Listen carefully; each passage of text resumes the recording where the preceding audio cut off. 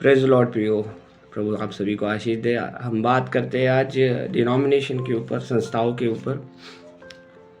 हम देखते हैं मसीहत में कई सारे डिनोमिनेशन, कई सारे संस्थाएं, कई सारे ग्रुप्स बन चुके हैं। कोई एक तरफ जा रहा है, कोई दूसरी तरफ जा रहा है। जबकि बाइबल में हम देखते हैं कि जब यीशु मसीह गए तो कोई डिनोमिनेशन नहीं थी, कोई संस्था नहीं थी। बस अपोस्टल्स प्रचार करते थे और प्रभु के नाम को वो फैलाते थे। लेकिन जैसे समय आगे गया, हम देखते हैं कि क्रिश्चियंस डिनोमिनेट होने लगे, अपने अपने ग्रुप्स में सम्मिलित होने लगे, उनकी अपनी अपनी शिक्षाओं को वो लेकर बैठ गए। तो उसके लिए एक एग्जाम्पल के रूप में, एग्जैक्टली ये तो डिनोमिनेशन नहीं है जो बाइबल का मैं वचन पढ़ रहा हूँ, लेकिन एक समझने के लिए मैं पढ़ना चाहता हूँ प्रेरितों के काम 19वें अध्याय में।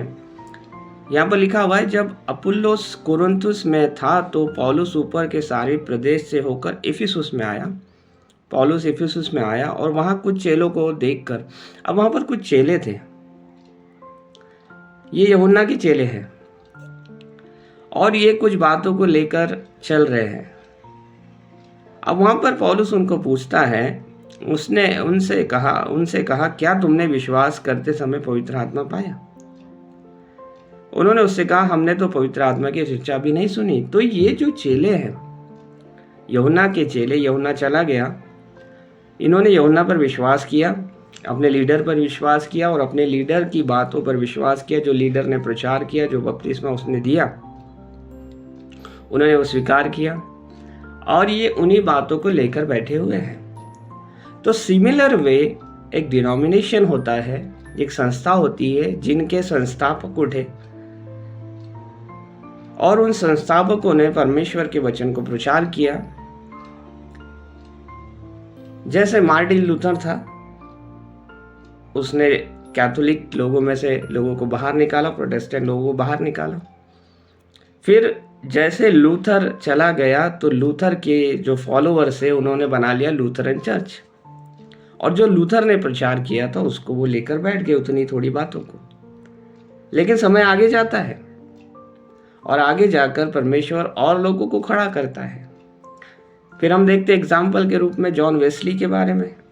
जॉन वेस्ली जो मेथोडिस्ट चर्च का संस्थापक है, उसने भी परमेश्वर के वचन को समझा, जो बातें प्रभु ने उसे प्रकट की उसे ले प्रचार किया, और जो वेस्ली के जो फॉलोअर्स थे उन्होंने मेथोडिस्ट चर्च बना दिया और वो एक संस्था बन गई।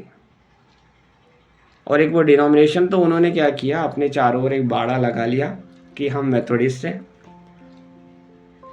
लूथरन ने अपने चारों ओर बाड़ा लगा लिया कि हम लूथरन हैं।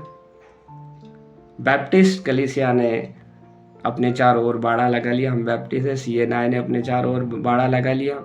यहोवा विटनेस ने अपने चारों ओर। तो ऐसे कई सारे ग्रुप्स निर्माण हो गए जिन्होंने अपनी थोड़ी थोड़ी शिक्षाओं को लेकर वो बैठ गए। लेकिन वचन आगे बढ़ता है, वचन आगे बढ़ता है। वचन धीरे धीरे परमेश्वर, जो 2000 साल ये जो समय गया यीशु मसीह के जाने के बाद में, बहुत समय खराब रहा मसीहों के लिए। प्रकाशन विलुप्त सा हो गया था, लेकिन प्रभु उस प्रकाशन को देते गया अपने लोगों को, अपने संदेशवाहकों को उसने भेजा, अपने मैसेंजर्स को उसने भेजा, अपने लोगों को अब खड़ा किया और वो प्रचार को देता गया। लेकिन लोगों का प्रॉब्लम यही होता था कि लोग, जैसे यूहन्ना चला गया तो ये लोग रुके थे वहाँ पर। लेकिन ये लोगों में एक अच्छी बात थी कि जब पौलुस ने उन्हें प्रचार किया कि भाई, यूहन्ना ने तो सिर्फ यीशु मसीह की ओर फोकस किया था,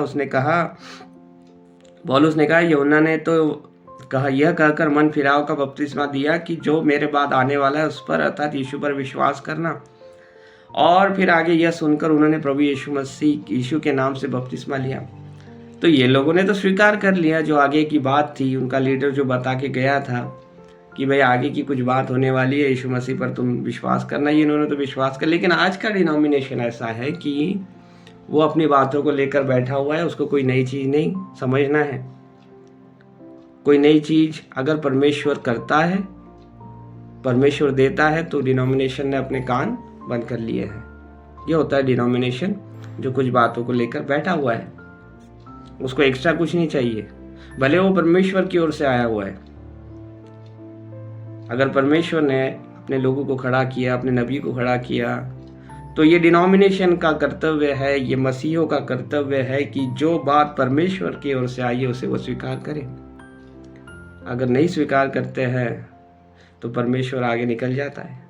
जो नहीं सुनेगा प्रभु उससे आगे चला जाएगा, किसी और को खड़ा करेगा।